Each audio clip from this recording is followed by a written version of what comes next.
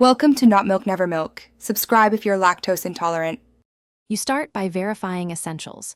Make sure Wi-Fi or cellular is active and airplane mode is off, because connectivity is the most common blocker. Once done, check iOS and Safari updates and ensure you have at least some free space to clear caches. That prevents partial writes. Now copy or note the exact URL and any error code you saw so you can reproduce the issue.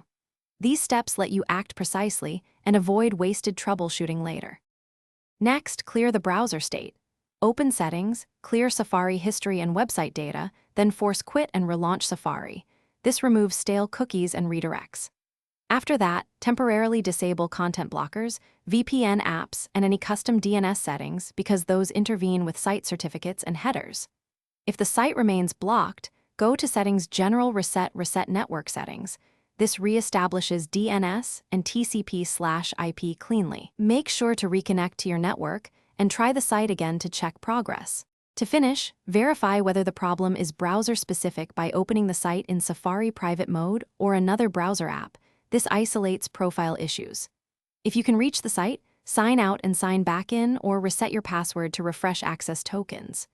If access is still denied, capture the error, include request headers if possible, and contact the website administrator. Explain steps you took. One key troubleshooting tip: if they ask for headers, enable a network diagnostic or take screenshots to speed resolution. Thanks for watching. If this was helpful, leave a like and consider subscribing. See you next time.